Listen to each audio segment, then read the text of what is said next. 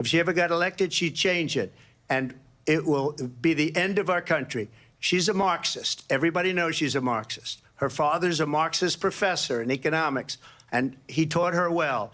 But when you look at what she's done to our country, and when you look at these millions and millions of people that are pouring into our country monthly, where it's, I believe, 21 million people, not the 15 that people say, and I think it's a lot higher than the 21.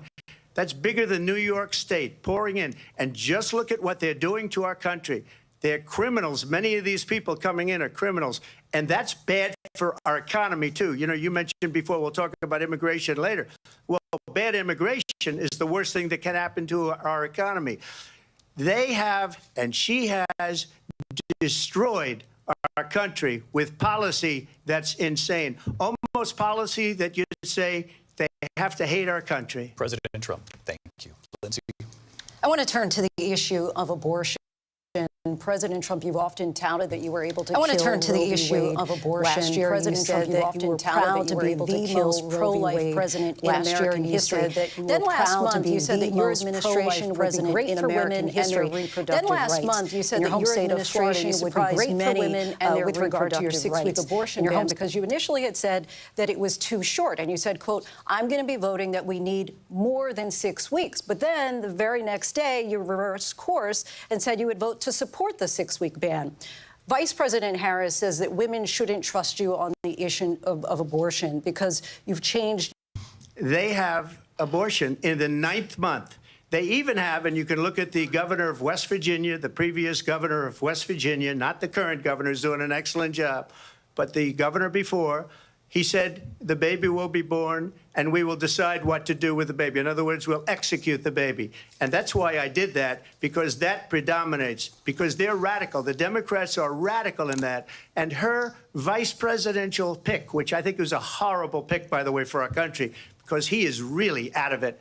But her vice presidential pick says abortion in the 9th month is absolutely fine. He also says execution after birth. It's execution, no longer abortion, because the baby is born, is okay. And that's not okay with me, hence the vote. But what I did is something for 52 years they've been trying to get into the states. And through the genius and heart and strength of 6 Supreme Court justices, we were able to do that. Now, I believe in the exceptions for rape, incest, and life of the mother. I believe strongly in it. Ronald Reagan did also. 85% of Republicans do. Exceptions. Very important. But we were able to get it, and now states are voting on it. And for the first time, you're going to see, look, this is an issue that's torn our country apart for 52 years.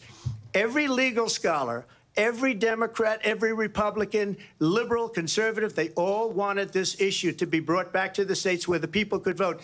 And that's what happened. Now, Ohio, the vote was somewhat liberal. Kansas, the vote was somewhat liberal, much more liberal than people would have thought.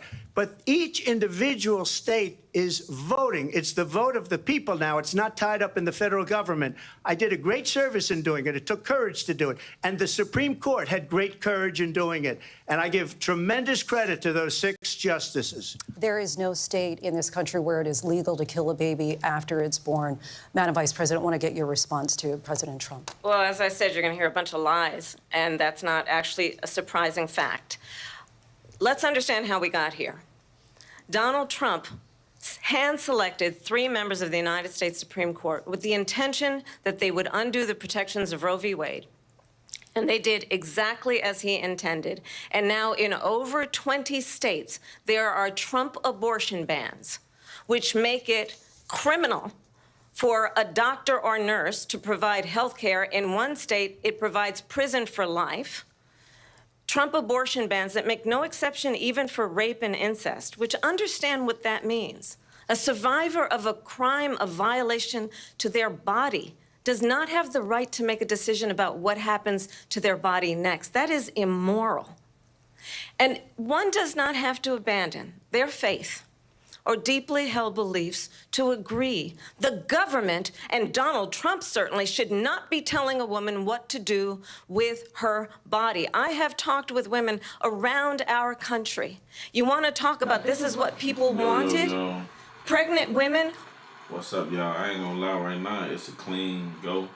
I ain't really getting too out, but I ain't gonna talk too much. I'm gonna let them talk. Let's go.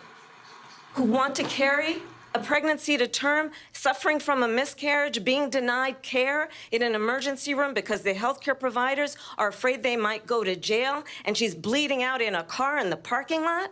She didn't want that. Her husband didn't want that. A 12 or 13-year-old survivor of incest being forced to carry a pregnancy to term? They don't want that.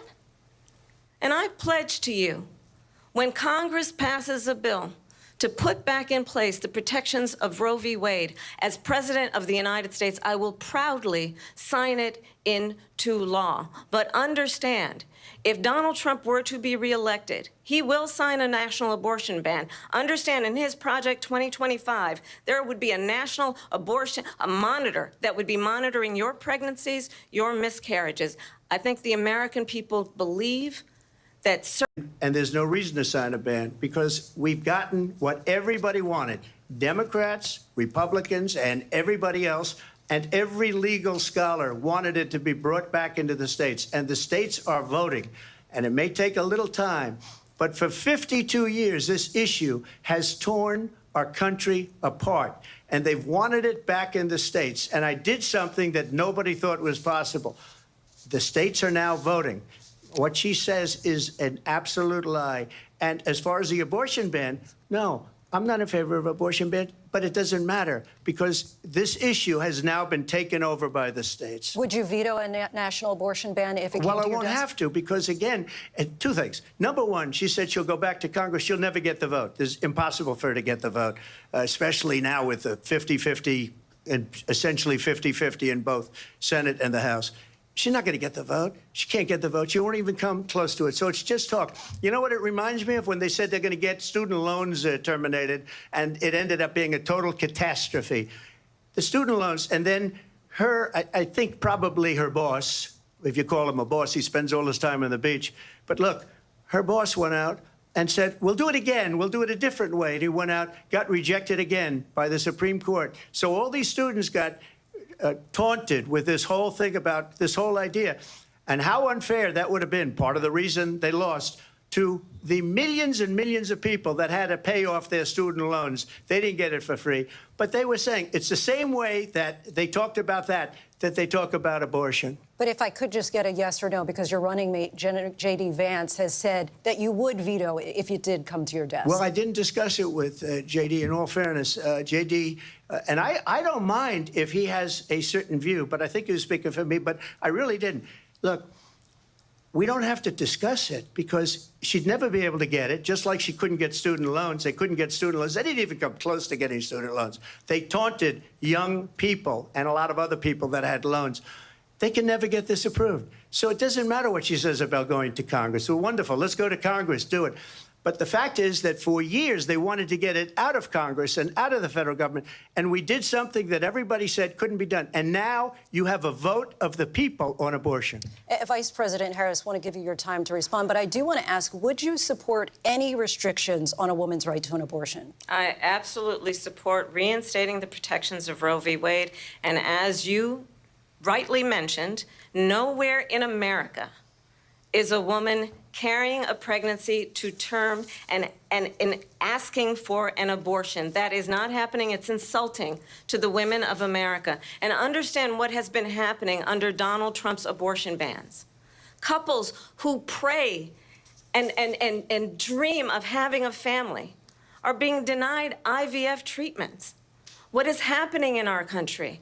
Working people, working women who are working 1 or 2 jobs, who can barely afford childcare as it is, have to travel to another state to get on a plane sitting next to strangers to go and get the health care she needs. Barely can afford to do it, and what you are putting her through is unconscionable. And the people of America have not, the majority of Americans believe in a woman's right to make decisions about her own body. And that is why in every state where this issue has been on the ballot, in red and blue states both, the people of America have voted for freedom.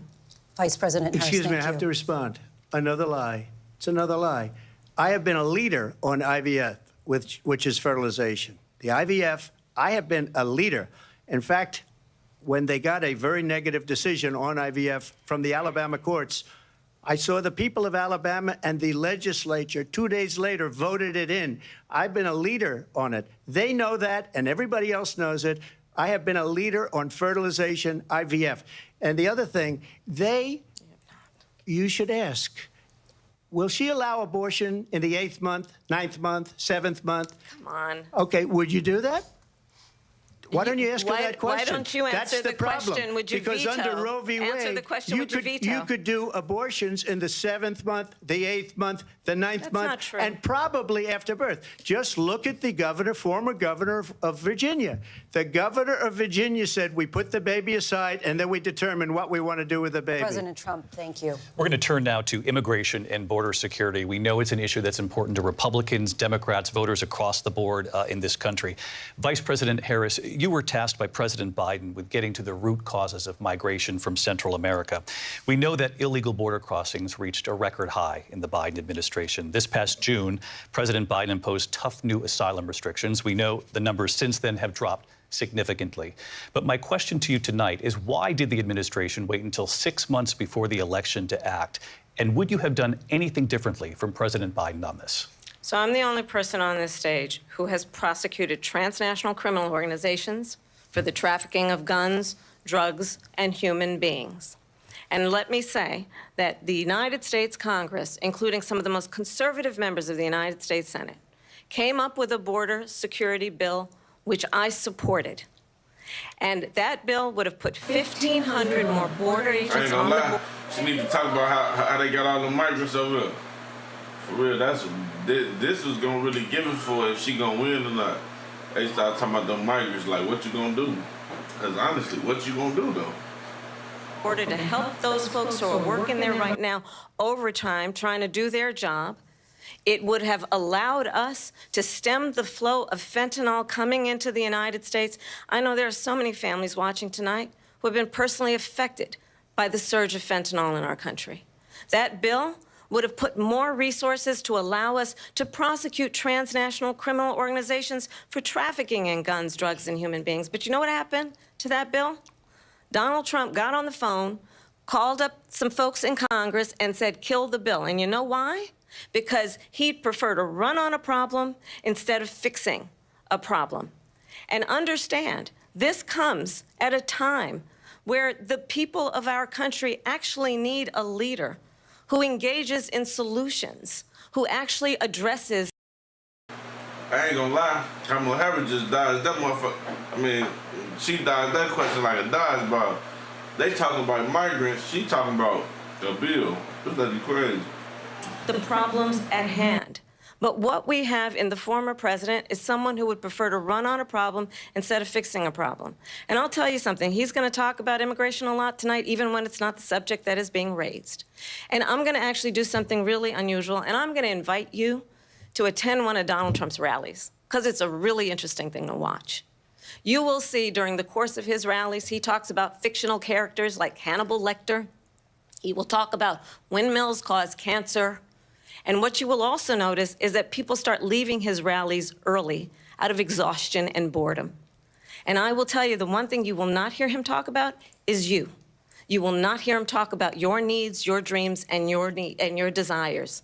And I'll tell you, I believe you deserve a president who actually puts you first, and I pledge to you that I will. Vice President Harris, thank you. President Trump, on that point, I want to get your response. Well, I would like to respond. Let me just ask, though, why did you try to kill that bill, and successfully so, that would have put thousands of additional agents and officers on the border? First, let me respond as to the Please. rallies.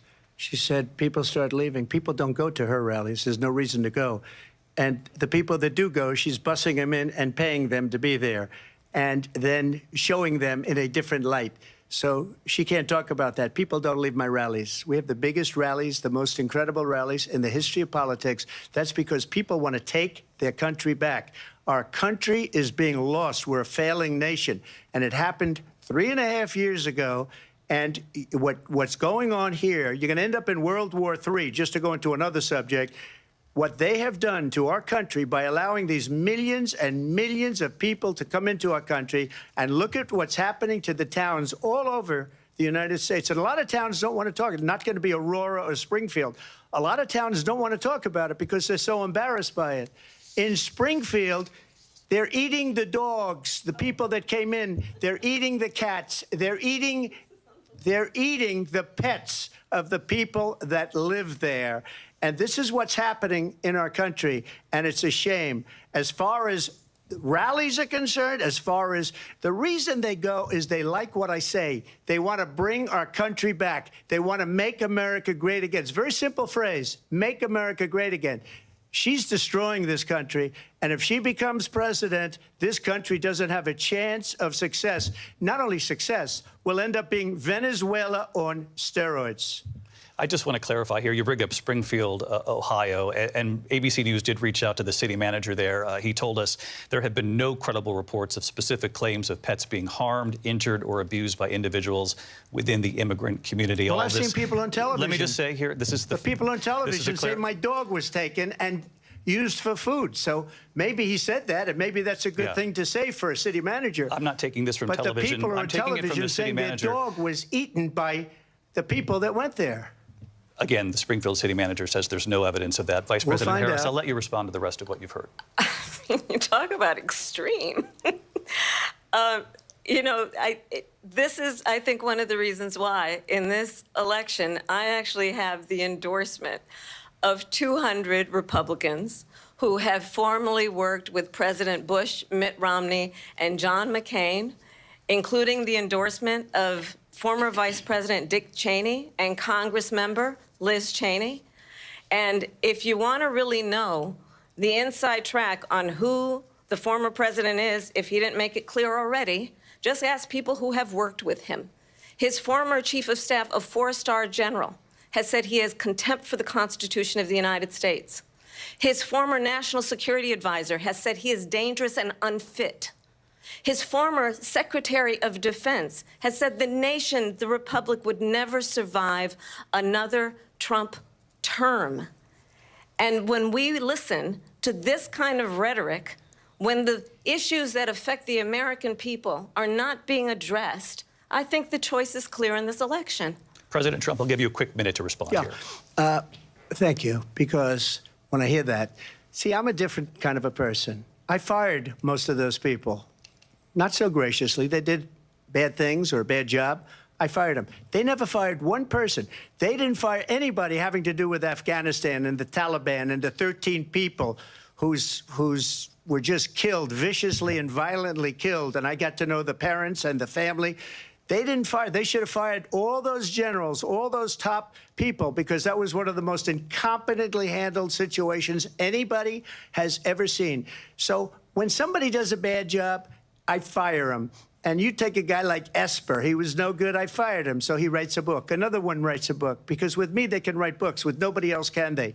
But they have done such a poor job, and they never fire anybody. Look at the economy. Look at the inflation. They didn't fire any of their economists. They have the same people. That's a good way not to have books written about you. But just to finish, I got more votes than any Republican in history by far. In fact, I got more votes than any president, sitting president, in history by far. Let me continue on immigration. It was what you wanted to talk about earlier, so let's get back to your deportation proposal that the vice president has reacted to as well. President Trump, you call this the largest domestic deportation operation in the history of our country. You say you would use the National Guard. You say if things get out of control, you'd have no problem using the U.S. military. Local police, yes. You also said you would use local police. How would you deport 11 million undocumented immigrants? I know you believe that number is much higher. Take us through this. What does this look like? Will authorities be going door to door in this country? Yeah, it is much higher because of them. They allowed criminals, many, many millions of criminals. They allowed terrorists. They allowed common street criminals. They allowed people to come in, drug dealers, to come into our country, and they're now in the United States and told by their countries like Venezuela, don't ever come back or we're going to kill you. Do you know that crime in Venezuela and crime in countries all over the world is way down? You know why? Because they've taken their criminals off the street and they've given them to her to put into our country. And this will be one of the greatest mistakes in history for them to allow, and I think they probably did it because they think they're going to get votes, but it's not worth it because they're destroying the fabric of our country by what they've done. There's never been anything done like this at all. They've destroyed the fabric of our country. Millions of people let in, and all over the world, crime is down all over the world except here. Crime here is up and through the roof. Despite their fraudulent statements that they made, crime in this country is through the roof. And we have a new form of crime. It's called migrant crime. And it's happening at levels that nobody thought possible. President Trump, as you know, the FBI says overall violent crime is actually coming down in this country. But Vice Excuse me, President the Harris, FBI they were defrauding statements. They didn't include the worst cities. They didn't include the cities with the worst crime. It was a fraud, just like their number of 818,000 jobs that they said they created turned out to be a fraud. President Trump, thank you. I'll let you respond, Vice President Harris. Well, I think this is so rich, coming from someone who has been prosecuted for national security crimes, economic crimes, election interference, has been found liable for sexual assault, and his next big court appearance is in November at his own criminal sentencing. And let's be clear, where each person stands on the issue of what is important about respect for the rule of law and respect for law enforcement. The former vice president called for defunding federal law enforcement, 45,000 agents, get this, on the day after he was arraigned on 34 felony counts. So let's talk about what is important in this race. It is important that we move forward, that we turn the page on this same old tired rhetoric and address the needs of the American people, address what we need to do about the housing shortage, which I have a plan for, address what we must do to support our small businesses, address bringing down the price of groceries. But frankly, the American people are exhausted with this same old tired playbook. Vice President Harris, thank you. Excuse me. Every one of those cases was started by them against their political opponent. And I'm winning most of them, and I will win the rest on appeal. And you saw that with the decision that came down just recently from the Supreme Court. I'm winning most of them. But those are cases, it's called weaponization. Never happened in this country. They weaponized the Justice Department. Every one of those cases was involved with the DOJ, from Atlanta and Fani Willis to the... Man, this finna get ugly. They gotta really start talking about more to the people and what they gonna do for the people. We don't want to leave them to hell with all that other shit, man.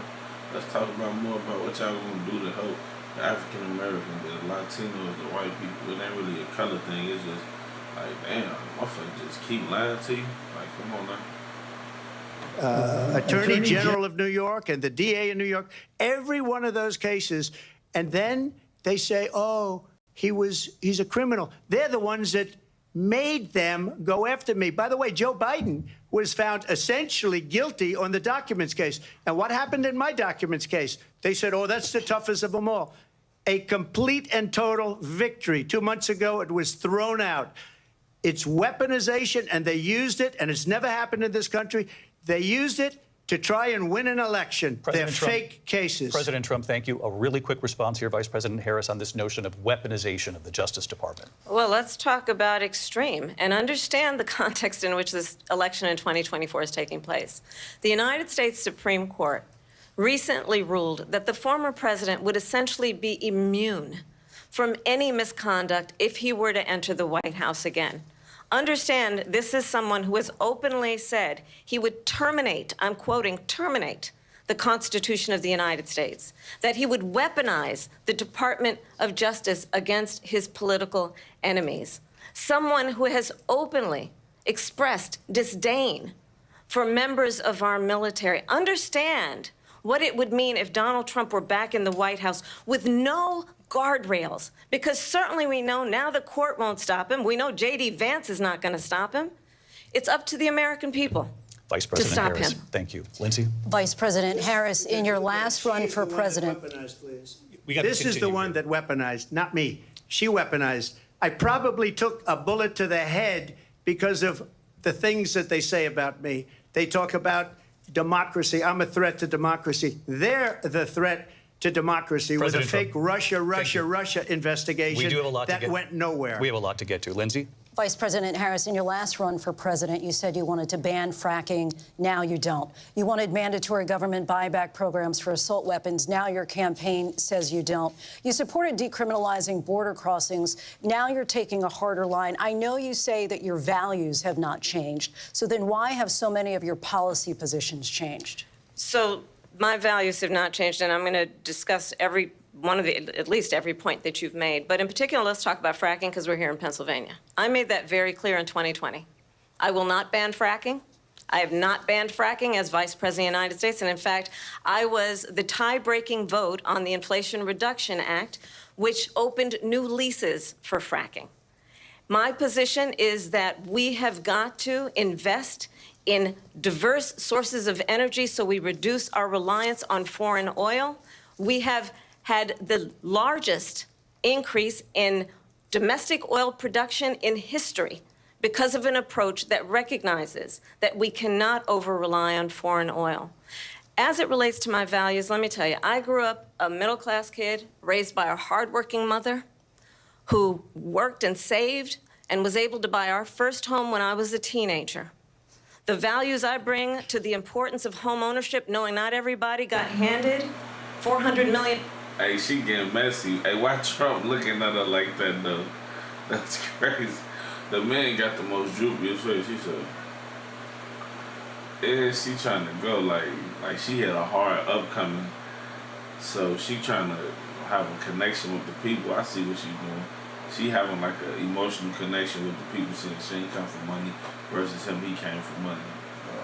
$1 on a silver platter and then file bankruptcy 6 times is a value that I bring to my work, to say we are going to work with the private sector and home builders to increase 3 million homes, increase by 3 million homes by the end of my first term. My work that is related to having a friend when I was in high school who was sexually assaulted by her stepfather. And my focus then on protecting women and children from violent crime is based on a value that is deeply grounded in the importance of standing up for those who are most vulnerable. My work that is about protecting Social Security and Medicare is based on long-standing work that I have done, protecting seniors from scams. My values have not changed. And what is important is that there is a president who actually brings values and a perspective that is about lifting people up and not beating people down and name-calling. The true measure of the leader is the leader who actually understands the strength is not in beating people down, it's in lifting people up. I intend to be that president. President Trump, your response? First of all, I wasn't given $400 million. I wish I was. My father was a Brooklyn builder, Brooklyn, Queens, and a great father, and I learned a lot from him. But I was given a fraction of that, a tiny fraction, and I built it into many, many billions of dollars, many, many billions. And when people see it, they are even surprised. So we don't have to talk about that. Fracking, she's been against it for 12 years. Defund the police, she's been against that forever. She gave all that stuff up very wrongly, very horribly, and everybody's laughing at it, okay? They're all laughing at it. She gave up at least 12 and probably 14 or 15 different policies. Like, she was big on defund the police. In Minnesota, she went out, wait a minute, I'm talking now, if you don't mind, please. Does that sound familiar? She went out. God, oh my God. Look, she like that. Kamala Harris like that. He just talked to her as like a pimp. Hold on, bitch, I'm talking. You tripping. Hey, he just checked her look. Hey, her white husband, he ain't never talked to her like that. Hey, that white man that Kamala Harris got at home, he ain't never talked to her like that. He just talked to her like a straight pimp. He said, hold on, bitch, I'm talking. Look at that. Look, she's not smiling. Measure of the leader is the leader who actually understands. You don't mind, please. Look, he checked She's been against it for 12 years. Defund the police. She's been against that forever. She said, gave "Hold on." all that stuff up very wrongly, very horribly, and everybody's laughing at it, okay? They're all laughing at it. She gave up at least 12 and probably 14 or 15 different policies. Like, she was big on defund the police. In Minnesota, she went out. Wait a minute, I'm talking now. You don't mind, please. Please. Does that sound familiar? She went out. She went out. Hey, Kamala Harris' husband, they never talk to her like that. You can tell she's the type of female. She run the house. Donald Trump just checked her. Man, chill out, shorty. Motherfucker, get on that. You tweaking. Ain't no talking. Don't that sound familiar? Look at her face. Ooh. In Minnesota, and wanted to let criminals that killed people, that burned down Minneapolis, she went out and raised money to get them out of jail. She did things that nobody would ever think of. Now she wants to do transgender operations on illegal aliens that are in prison.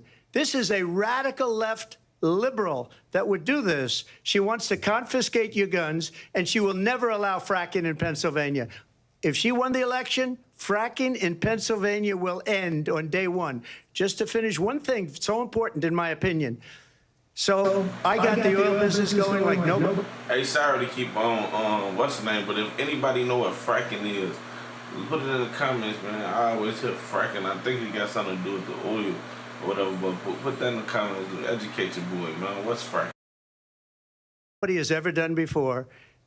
When they took over, they got rid of it, started getting rid of it, and the prices were going up the roof. They immediately let these guys go to where they were. I would have been 5 times, 4 times, 5 times higher, because you're talking about 3.5 years ago. They got it up to where I was because they had no choice, because the prices of energy were quadrupling and doubling. You saw what happened to gasoline. So they said, let's go back to Trump. But if she won the election, the day after that election, they'll go back to destroying our country, and oil will be dead, fossil fuel will be dead. We'll go back to windmills, and we'll go back to solar, where they need a whole desert to get some energy to come out of it. You ever see a solar plant? By the way, I'm a big fan of solar, but they take 400, 500 acres of desert President soil. Trump, we have a These lot are of not good issues things that we for the have to get environment to. that We're she out of time. understands. Thank you. Lindsay, thank you. We have an election in just 56 days. And I want to talk about the peaceful transfer of power, which, of course, we all know is a cornerstone of our democracy, and the role of a president in a moment of crisis. Mr. President, on January 6th, you told your supporters to march to the Capitol. You said you would be right there with them. The country and the world saw what played out at the Capitol that day, the officers coming under attack. Aides in the West Wing say you watched it unfold on television off the Oval Office. You did send out tweets, but it was more than 2 hours before you sent out that video message telling your supporters to go home. Is there anything you regret about what you did on that day? You just said a thing that isn't covered. Peacefully and patriotically, I said during my speech, not later on. Peacefully and patriotically. And nobody on the other side was killed. Ashley Babbitt was shot by an out-of-control police officer that should have never, ever shot her. It's a disgrace. But we didn't do this group of people that have been treated so badly. I ask, what about all the people that are pouring into our country and killing people that she allowed to pour in? She was the border czar, remember that. She was the border czar. She doesn't want to be called the border czar because she's embarrassed by the border. In fact, she said at the beginning, oh, I'm surprised you're not talking about the border yet. That's because she knows what a bad job they've done. What about those people? When are they going to be prosecuted? When are these people from countries all over the world, not just South America, they're coming in from all over the world, David, all over the world, and crime rates are down all over the world because of it. But let me just when ask are those, David, when are those people going to be prosecuted? When are the people that burned down Minneapolis going to be prosecuted? Or in Seattle? They went into Seattle. They took over a big percentage of the city of Seattle. When are those people going to be prosecuted? But let me just ask you. You might ask her that question. You were the president. You were watching it unfold on television. It's a very simple question as we move forward toward another election.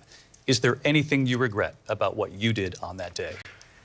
Yes or no? I had nothing to do with that other than they asked me to make a speech. I showed up for a speech. I said, I think it's going to be big. I went to Nancy Pelosi and the mayor of Washington, D.C., And the mayor put it back in writing, as you know. I said, you know, this is going to be a very big rally or whatever you want to call it. And again, it wasn't done by me. It was done by others. I said, I'd like to give you 10,000 National Guard or soldiers. They rejected me. Nancy Pelosi rejected me. It was just 2 weeks ago. Her daughter has a tape of her saying she is fully responsible for what happened. They want to get rid of that tape. It would have never happened if Nancy Pelosi and the mayor of Washington did their jobs. I wasn't responsible for security. Nancy Pelosi was responsible. She didn't do her job. The question was about you as president, not about former. Right. See, I don't like that about Trump. Like, he's not taking accountability at all, man. Like, you could be like, yeah, I fucked up. They kind of went haywire or whatever, but he ain't taking no responsibility. That's one thing I do hate about, like, certain politicians, just people in general. Like, if you can't take accountability, like, yeah, I fucked up, okay. But this goofball, he keep trying to blame it on everybody else. Like, come on, dog. Speaker Pelosi, but I do want Vice President Harris to respond here. I was at the Capitol on January 6th. I was the vice president-elect. I was also an acting senator. I was there. And on that day, the President of the United States incited a violent mob to attack our nation's capital, to desecrate our nation's capital. On that day, 140 law enforcement officers were injured, and some died. And understand, the former president has been indicted and impeached for exactly that reason. But this is not an isolated situation. Let's remember Charlottesville, where there was a mob of people carrying tiki torches, spewing anti-Semitic hate. And what did the president then at the time say? There were fine people on each side. Let's remember that when it came to the Proud Boys, a militia, the president said, the former president said, stand back and stand by. So for everyone watching who remembers what January 6th was, I say, we don't have to go back. Let's not go back. We're not going back. It's time to turn the page. And if that was a bridge too far for you, well, there is a place in our campaign for you to stand for country, to stand for our democracy, to stand for rule of law, and to end the chaos, and to end the approach that is about attacking the foundations of our democracy because you don't like the outcome. And be clear on that point. Donald Trump, the candidate, has said in this election there will be a bloodbath if this and the outcome of this election is not to his liking. Let's turn the page on this. Let's not go back. Let's chart a course for the future and not go backwards to the past. Let me just follow up here. It was a different term, and it was a term that related to energy because they have destroyed our energy business. That was where bloodbath was. Also, on Charlottesville, that story has been, as you would say, debunked. Laura Ingraham, Sean Hannity, Jesse, all of these people, they covered it. If they go an extra sentence, they will see it was perfect. It was debunked in almost every newspaper, but they still bring it up, just like they bring 2025 up. They bring all of this stuff up. I ask you this. You talk about the Capitol. Why are we allowing these millions of people to come through on the southern border? How come she's not doing anything? And I'll tell you what I would do, and I would be very proud to do it. I would say we would both leave this debate right now. I'd like to see her go down to Washington, D.C. during this debate because we're wasting a lot of time. Go down to, because she's been so bad, it's so ridiculous. Go down to Washington, D.C. and let her sign a bill to close up the border because they have the right to do it. They don't need bills. They have the right to do it. The President of the United States, you'll get him out of bed. You'll wake him up at 4 o'clock in the afternoon. You'll say, come on down to the office. Let's sign a bill. If he signs a bill that the border is closed, all he has to do is say it to the Border Patrol, who are phenomenal. If they do that, the border is closed. Mr. Those President, people are killing many people, wanna- unlike J6. We talked immigration here tonight. I do want to focus on this next issue to both of you because it really brings us this into focus, truth in these times that we're living in.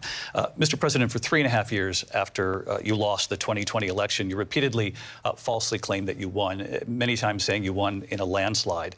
In the past couple of weeks leading up to this debate, you have said, quote, you lost by a whisker, that you, quote, didn't quite make it, that you came up a little bit short. I said that? Are you now acknowledging that you lost in 2020? No, I don't acknowledge that at all. But I you said did that say that. sarcastically. But You know those- that. It was said, oh, we lost by a whisker. That was said sarcastically.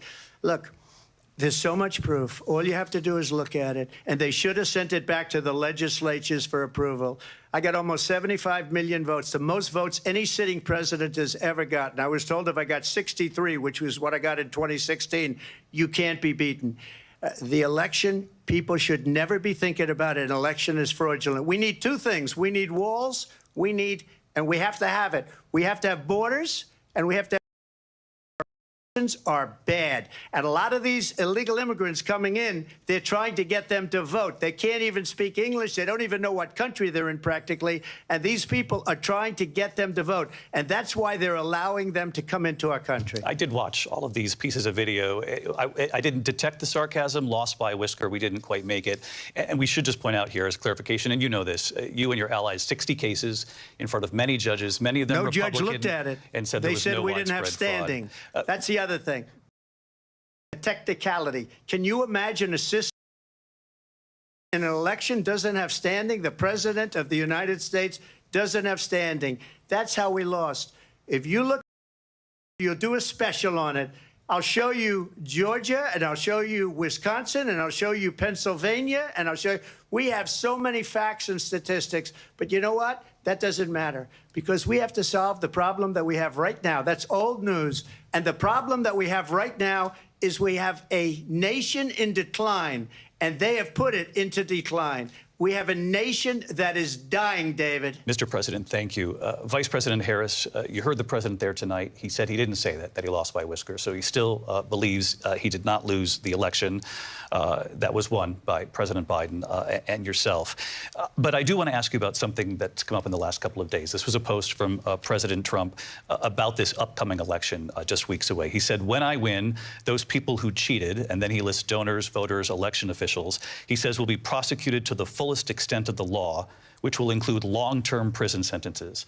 One of your campaign's top lawyers responded saying, we won't let Donald Trump intimidate us. We won't let him suppress the vote. Is that what you believe he's trying to do here? Donald Trump was fired by 81 million people. So let's be clear about that. And clearly he is having a very difficult time processing that. But we cannot afford to have a president of the United States who attempts, as he did in the past, to upend the will of the voters in a free and fair election. And I'm going to tell you that I have traveled the world as Vice President of the United States, and world leaders are laughing at Donald Trump. I have talked with military leaders, some of whom worked with you, and they say you're a disgrace. And when you then talk in this way in a presidential debate and deny what over and over again are court cases you have lost because you did, in fact, lose that election, it leads one to believe that perhaps we do not have in the candidate to my right the temperament or the ability to not be confused about fact. That's deeply troubling, and the American people deserve better. I'll give you 1 minute to respond, Mr. President. Let me just say about world leaders. Viktor Orban, one of the most respected men, they call him a strong man. He's a tough person, smart, Prime Minister of Hungary. They said, why is the whole world blowing up? 3 years ago, it wasn't. Why is it blowing up? He said, because you need Trump back as president. They were afraid of him. China was afraid, and I don't like to use the word afraid, but I'm just quoting him. China was afraid of him. North Korea was afraid of him. Look at what's going on with North Korea, by the way. He said Russia was afraid of him. I ended the Nord Stream 2 pipeline, and Biden put it back on day one, but he ended the XL pipeline. The XL pipeline, in our country. He ended that. But he let the Russians build a pipeline going all over Europe and heading into Germany, the biggest pipeline in the world. Look, Viktor Orban said it. He said the most respected, most feared person is Donald Trump. We had no problems when Trump was president. But when this weak, pathetic man that you saw at a debate just a few months ago, that if he weren't in that debate, he'd be running instead of her. She got no votes. He got 14 million votes. What you did, you talk about a threat to democracy. He got 14 million votes, and they threw him out of office. And you know what? I'll give you a little secret. He hates her. He can't stand her. But he got 14 million votes. They threw him out. She got 0 votes. And when she ran, hey, look, I ain't gonna lie. I really enjoy them throwing punchlines at each other. It's kind of like watching your old auntie and her boyfriend arguing and shit. They be talking little mad shit, try to do it professionally though. Shit funny. she was the first one to leave because she failed. And now she's running. I don't understand it, but Mr. I'm okay President, with it Mr. because President, your time is I up. think we're Thank going to you. do very well. We've got a lot more to get to. Turning now Yes. to the Israel-Hamas war and the hostages who are still being held, Americans among them. Vice President Harris, in December, you said, quote, Israel has a right to defend itself, but you added, quote, it matters how, saying international humanitarian law must be respected. Israel must do more to protect innocent civilians. You said that 9 months ago. Now an estimated 40,000 Palestinians are dead. Nearly 100 hostages remain. Just last week, Prime Minister Benjamin Netanyahu said there's not a deal in the making. President Biden has not been able to break through the stalemate. How would you do it? Well, let's understand how we got here. On October 7, Hamas, a terrorist organization, slaughtered 1,200 Israelis. Many of them young people who were simply attending a concert. Women were horribly raped. And so absolutely, I said then, I say now, Israel has a right to defend itself. We would. And how it does so matters. Because it is also true, far too many innocent Palestinians have been killed. Children, mothers. What we know is that this war must end. It must end immediately, and the way it will end is we need a ceasefire deal and we need the hostages out. And so we will continue to work around the clock on that. Work around the clock, also understanding that we must chart a course for a two-state solution. And in that solution, there must be security for the Israeli people and Israel, and in equal measure for the Palestinians. But the one thing I will assure you always, I will always give Israel the ability to defend itself, in particular as it relates to Iran and any threat that Iran and its proxies pose to Israel. But we must have a two-state solution where we can rebuild Gaza, where the Palestinians have security, self-determination, and the dignity they so rightly deserve. President Trump, how would you negotiate with Netanyahu and also Hamas in order to get the hostages out and prevent the killing of more innocent civilians in Gaza? If I were president, it would have never started. If I were president, Russia would have never, ever, I know Putin very well, he would have never, and there was no threat of it either, by the way, for 4 years, have gone into Ukraine and killed millions of people when you add it up, far worse than people understand what's going on over there. But when she mentions about Israel, all of a sudden, she hates Israel. She wouldn't even meet with Netanyahu when he went to Congress to make a very important speech. She refused to be there because she was at a sorority party of hers. She wanted to go to the sorority party. She hates Israel. If she's president, I believe that Israel will not exist within 2 years from now. And I've been pretty good at predictions, and I hope I'm wrong about that one. She hates Israel. At the same time, in her own way, she hates the Arab population because the whole place is going to get blown up. Arabs, Jewish people, Israel will be gone. It would have never happened. Iran was broke under Donald Trump. Now Iran has $300 billion because they took off all the sanctions that I had. Iran had no money for Hamas or Hezbollah or any of the 28 different spheres of terror, and they are spheres of terror, horrible terror. They had no money. It was a big story, and you know it. You covered it very well, actually. They had no money for terror. They were broke. Now they're a rich nation, and now what they're doing is they're spreading that money around. Look at what's happening with the Houthis and Yemen. Look at what's going on in the Middle East. This would have never happened. I will get that settled and fast, and I'll get the war with Ukraine and Russia ended. If I'm president-elect, I'll get it done before even becoming president. Vice President Harris, he says you hate Israel.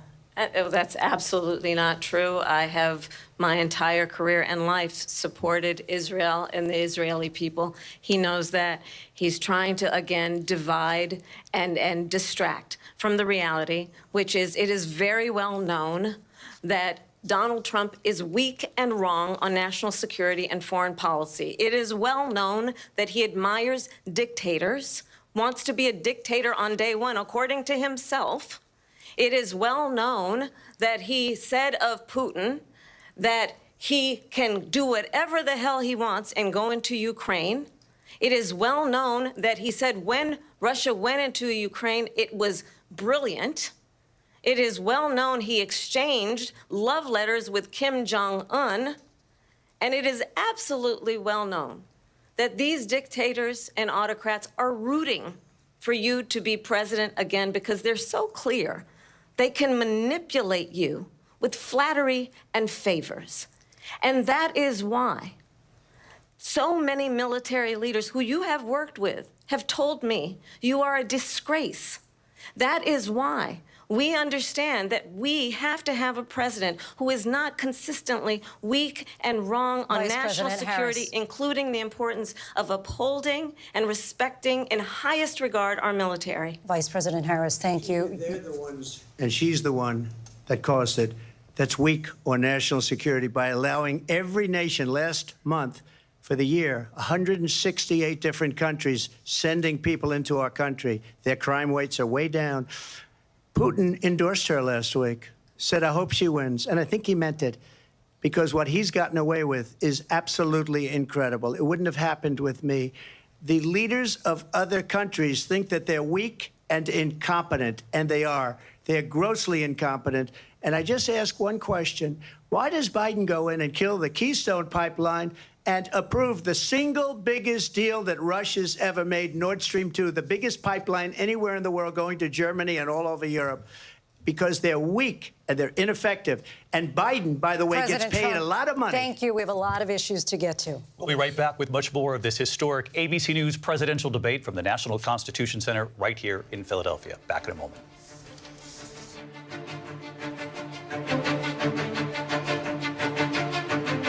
The ABC News presidential debate will continue after this.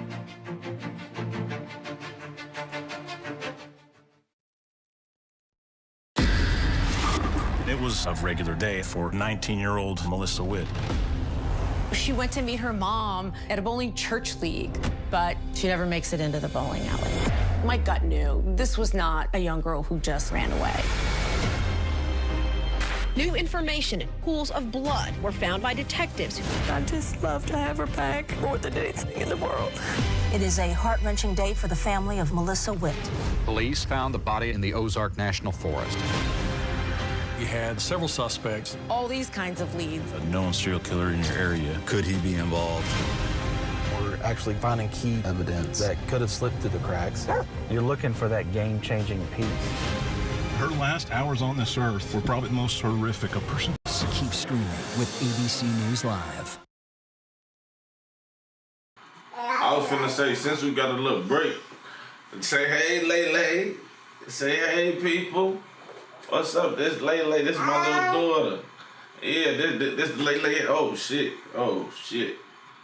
We almost fell. This the Lele halftime show. She just wanna say hey. Say hey to the people.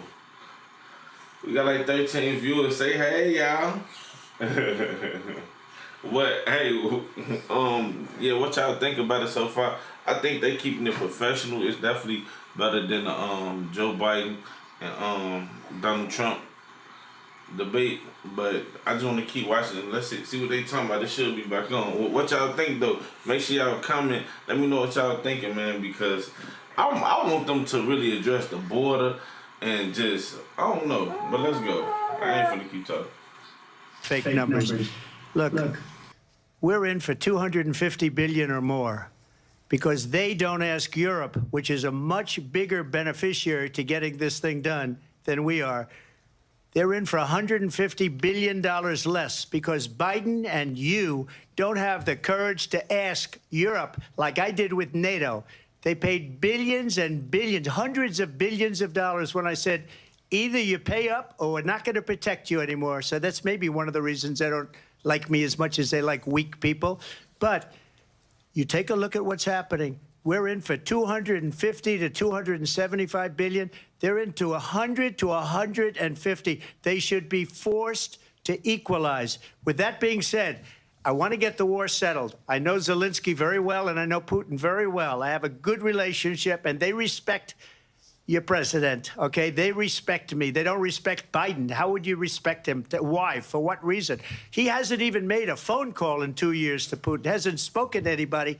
They don't even try and get it. That is a war that's dying to be settled. I will get it settled before I even become president. If I win, when I'm president-elect, and what I'll do is I'll speak to one, I'll speak to the other, I'll get them together. That war would have never happened. And in fact, when I saw Putin after I left, unfortunately left because our country has gone to hell. But after I left, when I saw him building up soldiers, he did it after I left, I said, oh, he must be negotiating. It must be a good, strong point of negotiation. Well, it wasn't, because Biden had no idea how to talk to him. He had no idea how to stop it. And now you have millions of people dead, and it's only getting worse, and it could lead to World War III. Don't kid yourself, David. We're playing with World War III, and we have a president that we don't even know if he's... Where is our president? We don't even know if he's a president. And just to clarify they here... threw him out of a campaign like a dog. We don't even know. Is he our president? But we have a president, Mr. President, that doesn't know he's alive. Your time is up. Just to clarify in the question, do you believe it's in the U.S. best interests for Ukraine to win this war, yes or no? I think it's... Hey, Trump be going, bro. He said, we got a president. Where is the president? This guy don't even know if he alive. Not if he alive. This man crazy. The U.S. best interest to get this war finished and just get it done. All right. Negotiate a deal, because we have to stop all of these human lives from being destroyed. I want to take this to Vice President Harris. I want to get your thoughts on support for Ukraine in this moment, but also as Commander-in-Chief, if elected, how would you deal with Vladimir Putin, and would it be any different from what we're seeing from President Biden? Well, first of all, it's important to remind the former president you're not running against Joe Biden, you're running against me. I believe the reason that Donald Trump says that this war would be over within 24 hours is because he would just give it up. And that's not who we are as Americans. Let's understand what happened here. I actually met with Zelensky a few days before Russia invaded, tried through force to change territorial boundaries, to defy one of the most important international rules and norms, which is the importance of sovereignty and territorial integrity. And I met with President Zelensky. I shared with him American intelligence about how he could defend himself. Days later, I went to NATO's eastern flank, to Poland and Romania. And through the work that I and others did, we brought 50 countries together to support Ukraine in its righteous defense. And because of our support, because of the air defense, the ammunition, the artillery, the javelins, the Abrams tanks that we have provided, Ukraine stands as an independent and free country. If Donald Trump were president, Putin would be sitting in Kyiv right now. And understand what that would mean, because Putin's agenda is not just about Ukraine. Understand why the European allies and our NATO allies are so thankful that you are no longer president, and that we understand the importance of the greatest military alliance the world has ever known, which is NATO, and what we have done to preserve the ability of Zelensky and the Ukrainians to fight for their independence. Otherwise, Putin would be sitting in Kyiv with his eyes on the rest of Europe, starting with Poland. And why don't you tell the 800,000 Polish Americans right here in Pennsylvania how quickly you would give up for the sake of favor and what you think is a friendship with what is known to be a dictator who would eat you for lunch. Vice President Harris, thank you. We've heard from both of you on Ukraine tonight. Afghanistan came up in the last hour. I wanted her to respond to something you said earlier, and please, I'll give you a minute here. Putin would be sitting in Moscow, and he wouldn't have lost 300,000 men and women, but he would have been sitting in Moscow. Quiet, please. He would have been sitting in Moscow much happier than he is right now. But eventually, you know, he's got a thing that other people don't have. He's got nuclear weapons. They don't ever talk about that. He's got nuclear weapons. Nobody ever thinks about that. And eventually, maybe he'll use them, and maybe he hasn't been that threatening. But he does have that, something we don't even like to talk about. Nobody likes to talk about it. But just so you understand, they sent her to negotiate peace before this war started. 3 days later, he went in and he started the war because everything they said was weak and stupid. They said the wrong things. That war should have never started. She was the emissary. They sent her in to negotiate with Zelensky and Putin, and she did.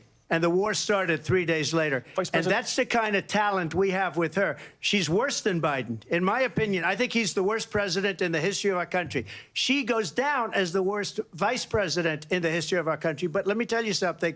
She is a horrible negotiator. They sent her in to negotiate. As soon as they left, Putin did the invasion. President Trump, thank you. You did bring up something. You said she went to negotiate with Vladimir. Hey, see, that's why I'm scared to vote for Kamala Harris, too. But I look like she finna cry.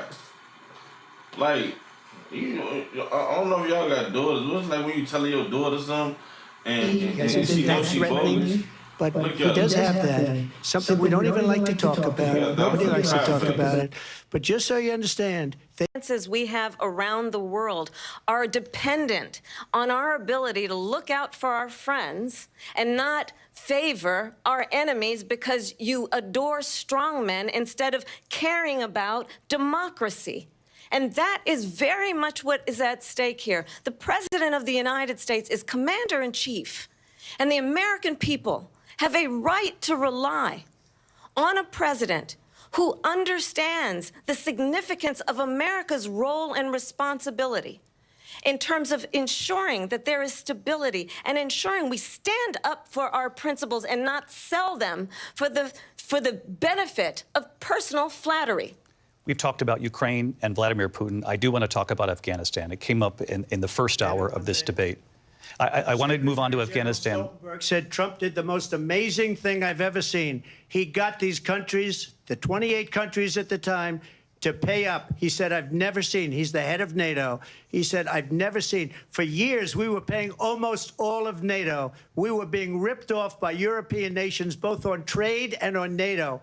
I got them to pay up by saying one of the statements you made before, if you don't pay, we're not going to protect you. President Otherwise, Trump. we would have never gotten it. He said it was one of the most incredible jobs that he's ever seen done. Thank you. I want to turn to Afghanistan. It came up in the first hour of the debate, and we witnessed a poignant moment today on Capitol Hill, honoring the soldiers who died in the chaotic withdrawal from Afghanistan. I do want to ask the Vice President, do you believe you bear any responsibility in the way that withdrawal played out? Well, I will tell you, I agreed with President Biden's decision to pull out of Afghanistan. 4 presidents said they would, and Joe Biden did. And as a result, America's taxpayers are not paying the $300 million a day we were paying for that endless war. And as of today, there is not one member of the United States military who is in active duty in a combat zone in any war zone around the world, the first time this century. But let's understand how we got to where we are. Donald Trump, when he was president, negotiated one of the weakest deals you can imagine. He calls himself a deal maker. Even his national security advisor said it was a weak, terrible deal. And here's how it went down. He bypassed the Afghan government. He negotiated directly with a terrorist organization called the Taliban. The negotiation involved the Taliban getting 5,000 Taliban terrorists released. And get this, and the president at the time invited the Taliban to Camp David, a place of storied significance for us as Americans, a place where we honor the importance of American diplomacy, where we invite and receive respected world leaders. And this former president as president, invited them to Camp David because he does not again appreciate the role and responsibility of the President of the United States to be commander-in-chief with a level of respect. And this gets back to the point of how he has consistently disparaged and demeaned members of our military, fallen soldiers, and the work that we must do to uphold the strength and the respect of the United States of America around the world. Vice President Harris, thank you. President Trump, your response to her saying that you began the negotiations with the Taliban. So if you take a look at that period of time, the Taliban was killing our soldiers, a lot of them, with snipers. And I got involved with the Taliban because the Taliban was doing the killing. That's the fighting force within Afghanistan. They don't bother doing that because, you know, they deal with the wrong people all the time. But I got involved. And Abdul is the head of the Taliban. He is still the head of the Taliban. And I told Abdul, don't do it anymore. You do it anymore, you're going to have problems. And he said, why do you send me a picture of my house? I said, you're going to have to figure that out, Abdul. And for 18 months, we had nobody killed. We did have an agreement negotiated by Mike Pompeo. It was a very good agreement. The reason it was good, it was we were getting out. We would have been out faster than them, but we wouldn't have lost the soldiers. We wouldn't have left many Americans behind, and we wouldn't have left $85 billion worth of brand new, beautiful military equipment behind. And just to finish, they blew it. The agreement said you have to do this, and they didn't do it. They didn't do it. The agreement was terminated by us because they didn't do what they were supposed to do. I want to move on. And these people did the worst withdrawal, and in my opinion, the most embarrassing moment in the history of our country. And by the way, that's why Russia attacked Ukraine, because they saw how incompetent she and her boss are. President Trump, thank you. I want to move on now to race and politics in this country. Mr. President, you recently said of Vice President Harris, quote, I didn't know she was black until a number of years ago when she happened to turn black, and now she wants to be known as black. I want to ask a bigger picture question here tonight. Why do you believe it's appropriate to weigh in on the race? Uh-oh, now this is the part that I've been waiting for right here. This Indian Jamaican, she'll never claim she black. Let's see what they talking about. I ain't even finna talk no more. Let's see what she gonna say. Is she gonna say she black or what? I don't think so. Racial identity of your opponent. I don't, and I don't care. I don't care what she is. I don't care. You make a big deal out of something, I couldn't care less. Whatever she wants to be is okay with me. But those were your words, so I'm asking. I don't know. I mean, all I can say is I read where she was not black, that she put out, and I'll say that. And then I read that she was black, and that's okay. Either one was okay with me. That's up to her. That's up to her. Vice President Harris, your thoughts on this? I think it's, I mean, honestly, I think it's a tragedy that we have someone who wants to be president who has consistently, over the course of his career, attempted to use race to divide the American people. I want to hear her say, yes, I am a black woman, man. If I swear to God, if this lady say, yes, I am a black woman, and actually, I vote for her. I swear to God. And I don't even want to do it off the unblack shit, but so many black people really got it confused thinking that she for the black people when she claims she's the first black woman. No, this is going to be the first Indian/Jamaican woman to be president, not a black woman. Put Michelle Obama in there. I vote. That's a black woman right there. That the vast majority of us know that we have so much more in common than what separates us, and we don't want this kind of approach that is just constantly trying to divide us, and especially by race. And let's remember how Donald Trump started. He was land, he owned buildings, and he was investigated because he refused to rent property to black families. Let's remember, this is the same individual who took out a full-page ad in the New York Times calling for the execution of 5 young black and Latino boys who were innocent, the Central Park 5. Took out a full-page ad calling for their execution. This is the same individual who spread birther lies about the first black president of the United States. And I think the American people want better than that, want better than this, want someone who understands, as I do, I travel our country. We see in each other a friend. We see in each other a neighbor. We don't want a leader who is constantly trying to have Americans point their fingers at each other. I meet with people all the time who tell me, can we please just have discourse about how we're going to invest in the aspirations and the ambitions and the dreams of the American people? Knowing that regardless of people's color or the language their grandmother speaks, we all have the same dreams and aspirations and want a president who invests in those, not in hate and division.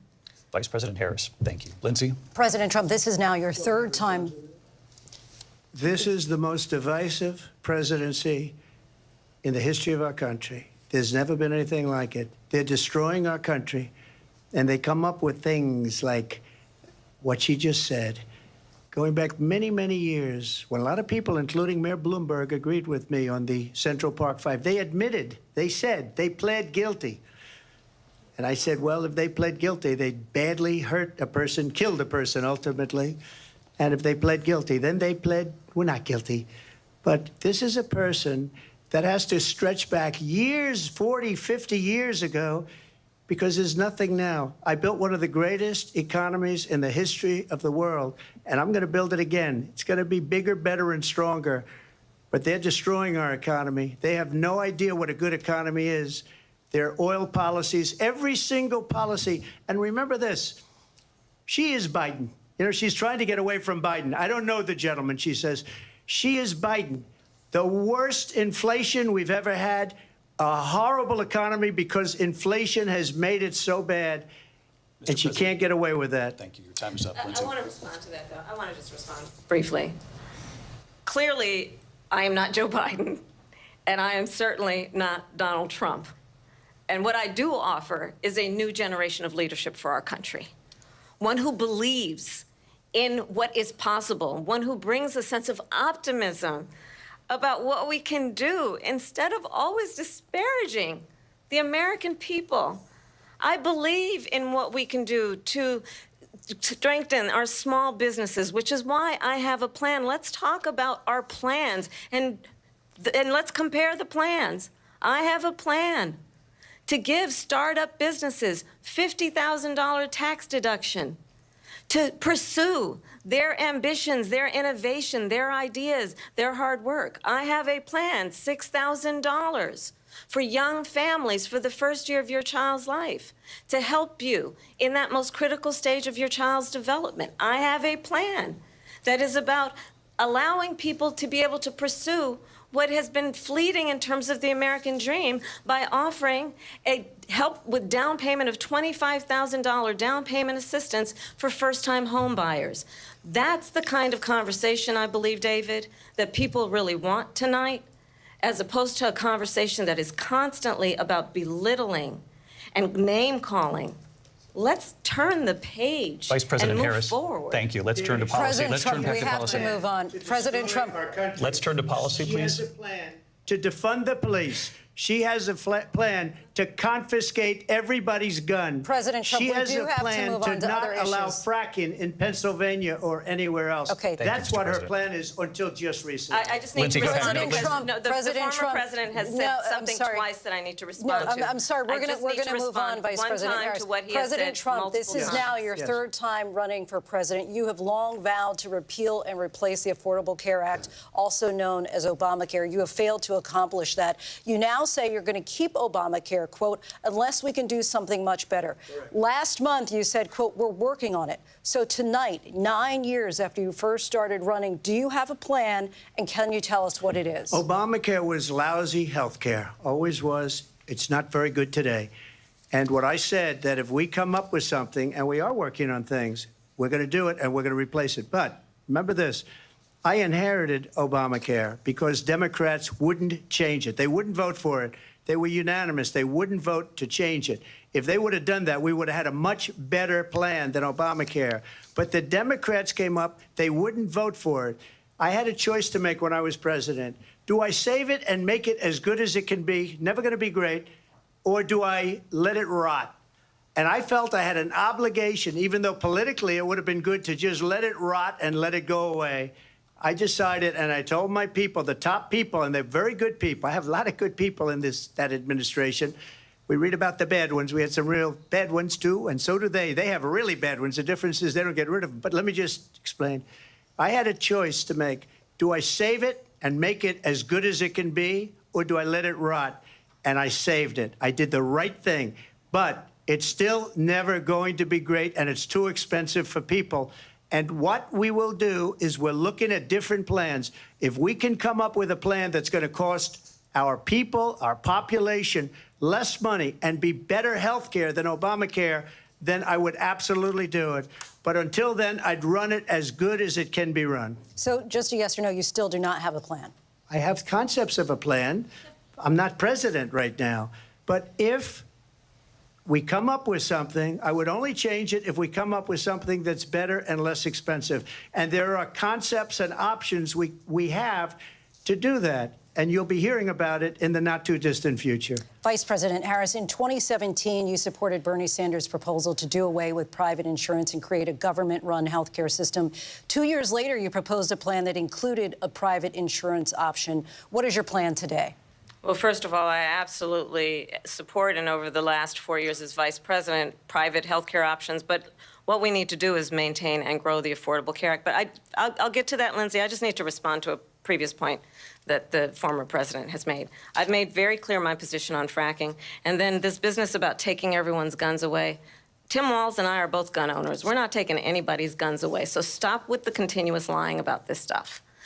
As it relates to the Affordable Care Act, understand, just look at the history to know where people stand. When Donald Trump was president, 60 times he tried to get rid of the Affordable Care Act. 60 times. I was a senator at the time when I will never forget the early morning hours when it was up for a vote in the United States Senate. And the late, great John McCain, who you have disparaged as being, you don't like him, you said, at the time because he got caught. He was an American hero. The late, great John McCain, I will never forget that night, walked onto the Senate floor and said, no, you don't. No, you don't. No, you don't get rid of the Affordable Care Act. You have no plan. And what the Affordable Care Act has done is eliminate the ability of insurance companies to deny people with pre-existing conditions. I don't have to tell the people watching tonight, you remember what that was like? Remember when an insurance company could deny if a child had asthma, if someone was a breast cancer survivor, if a grandparent had diabetes? And thankfully, as I've been vice president, and we, over the last 4 years, have strengthened the Affordable Care Act, we have allowed, for the first time, Medicare to negotiate drug prices on behalf of you, the American people. Donald Trump said he was going to allow Medicare to negotiate drug prices. He never did. We did. And now we have capped the cost of insulin at $35 a month. Since I've been vice president, we have capped the cost of prescription medication for seniors at $2,000 a year. And when I am president, we will do that for all people, understanding that the value I bring to this is that access to health care should be a right and not just a privilege of those who can afford it. And the plan has to be to strengthen the Affordable Care Act, not get rid of it, Vice pass as President prologue Harris, thank in terms you. of where Donald Trump stands on that. I want to move to an issue that's important for a lot She made a mistake. Number one, John McCain fought Obamacare for 10 years. But it wasn't only him. It were all of the Democrats that kept it going. And you know what? We can do much better than Obamacare, much less money. But she won't improve private insurance for people, private medical insurance. That's another thing she doesn't want to get. People are paying privately for insurance that have worked hard and made money, and they want to have private. She wants everybody to be on government insurance where you wait 6 months for an operation that you need immediately. President Trump, thank you. We have another issue that we'd like to get to that's important for a number of Americans, in particular younger voters, and that's climate change. President Trump, with regard to the environment, you say that we have to have clean air and clean water. Vice President Harris, you call climate change an existential threat. The question to you both tonight is, what would you do to fight climate change? And Vice President Harris, we'll start with you. 1 minute for you each. Well, the former president had said that climate change is a hoax. And what we know is that it is very real. You ask anyone who lives in a state who has experienced these extreme weather occurrences, who now is either being denied home insurance or it's being jacked up. You ask anybody who has been the victim of what that means in terms of losing their home, having nowhere to go. We know that we can actually deal with this issue. The young people of America care deeply about this issue. And I am proud that as vice president over the last 4 years, we have invested $1 trillion in a clean energy economy, while we have also increased domestic gas production to historic levels. We have created over 800,000 new manufacturing jobs while I have been vice president. We have invested in clean energy to the point that we are opening up factories around the world. Donald Trump said he was going to create manufacturing jobs. He lost manufacturing jobs. And I'm also proud to have the endorsement of the United Auto Workers and Sean Fain, who also know that part of building a clean energy economy includes investing in American-made products, American automobiles. It includes growing what we can do around American manufacturing and opening up auto plants, not closing them like happened under Donald Trump. Vice President Harris, thank you. That didn't happen under Donald Trump. Let me just tell you, they lost 10,000 manufacturing jobs this last month. It's going, they're all leaving. They're building big auto plants in Mexico, in many cases owned by China. They're building these massive plants, and they think they're going to sell their cars into the United States because of these people.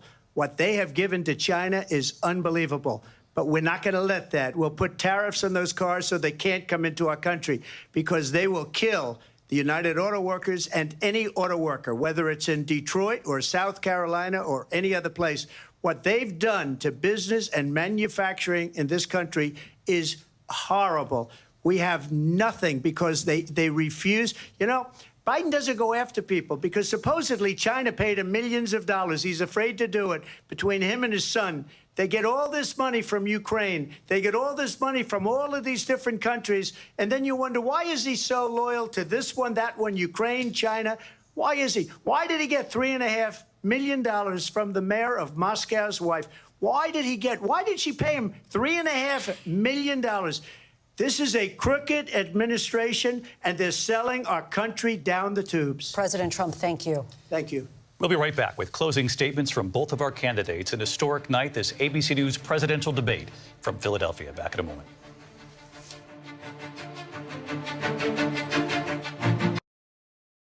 Yeah, man, that's crazy, man. I don't know. So who y'all think winning so far? If you ask me, I'm going to be honest. I think it's a tie. Shit. Kamala Harris made some good points. Donald Trump made some good points. I'm really here for the comedy. I think it's funny. And I think that they definitely doing a pretty good job, man.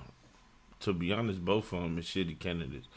I don't want to vote for neither one of them. But if I would have to pick, it'll probably be drum roll. Kanye West. Hey, they need to put Kanye West back out there at this point. They should have had Trump, Kanye West in the middle, then Kamala Harris, and let them just battle for it. Kanye West crazy than a motherfucker. That motherfucker's really running for president. But no, I don't know, man, because it's like, damn, I just want better for the black community. I just want inflation to go down. Taxes to go down. It's fucked up. I ain't gonna lie. Just making like $22 an hour, usually it'd be like, damn, you fake rich. Making $22 an hour today, you broke as hell. I remember like when I was making like $8.25, like back in 2014, 15, motherfuckers making $22, $23. I'm like, damn, you rich, you know what I mean? But now it's like, that shit don't mean nothing. Like, to be honest, you have to make at least, for me to say middle class, what would y'all consider middle class? I would consider middle class as something like, in a household, both two like dude and female living together, I say at least 120, 100, 60,000 a piece, man. Or I would say at least 100,000, man. Because it's tough out here. If you ain't got no link card or no type of resources to like really help you out, it's tough out here, man. It's tough. It's tough. That's why we gotta educate ourselves with better financial literacy and just trying to make it better, because no matter what these presidents do, we still got to take care of ours. We still got to make sure our kids eat and we eat, and, you know, we took care of and we protect ourselves, because at the end of the day, they don't give no fuck. Neither side, to be honest. I'm just watching this shit just for the hell of it. I'm happy that y'all decided to watch it with me, man. I've been having consistent 4-5 viewers. I appreciate it. I never really went live this. Hey, come here. I never went live this long, but shit, we finna tune back into it. I just wanted to keep y'all entertained on these breaks. Let's make sure that we live. No, we ain't live. So we live right now. We gonna make sure we get it done though. It's Schoolie. Beatles or anything. Well, we didn't fill Shea Stadium. 1985? I think we could have. Let's go. We are heading into the unknown. Oh my gosh. We just saw what no one has seen before. Okay, I guess they still gonna be going on, so I'm gonna go on. But something that I was really looking for, two things that I was looking for from Kamala Harris was, one, and I guess it don't really matter, but I just need her to say I'm black. Cause she got all the black people rocking with her, and most black people, they really just voting for her because that reason. So I just want her to say, like, embrace the black people. And I know it's so simple and it's so small, but that mattered to me. Now, hold on, I'm finna get back to it. But second thing, I just wanted her to talk about the border. And then Trump, I wanted him to talk about January 6th, and I want him to talk about shit, the border too. But let's get back to it, y'all. I believe that the American people know we all have so much more in common than what separates us, and we can chart a new way forward. And a vision of that includes having a plan, understanding the aspirations, the dreams, the hopes, the ambition of the American people, which is why I intend to create an opportunity economy, investing in small businesses, in new families, in what we can do around protecting seniors, what we can do that is about giving hardworking folks a break and bringing down the cost of living. I believe in what we can do together that is about sustaining America's standing in the world and ensuring that we have the respect that we so rightly deserve, including respecting our military and ensuring we have the most lethal fighting force in the world. I will be a president that will protect our fundamental rights and freedoms, including the right of a woman to make decisions about her own body and not have her government tell her what to do. I'll tell you, I started my career as a prosecutor. I was a DA, I was an attorney general, a United States senator, and now vice president. I've only had one client, the people. And I'll tell you, as a prosecutor, I never asked a victim or a witness, are you a Republican or a Democrat? The only thing I ever asked them, are you okay? And that's the kind of president we need right now. Someone who cares about you and is not putting themselves first. I intend to be a president for all Americans and focus on what we can do over the next 10 and 20 years to build back up our country by investing right now in you, the American people. Vice President Harris, thank you. President Trump? So she just started by saying she's going to do this, she's going to do that, she's going to do all these wonderful things. Why hasn't she done it? She's been there for 3.5 years. They've had 3.5 years to fix the border. They've had 3.5 years to create jobs, and all the things we talked about. Why hasn't she done it? She should leave right now, go down to that beautiful White House, go to the Capitol, get everyone together and do the things you want to do, but you haven't done it, and you won't do it because you believe in things that the American people don't believe in. You believe in things like we're not going to frack. We're not going to take fossil fuel. We're not going to do things that are going to make this country strong, whether you like it or not.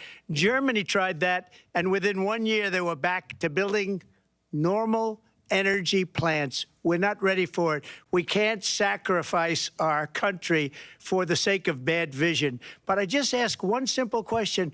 Why didn't she do it? We're a failing nation.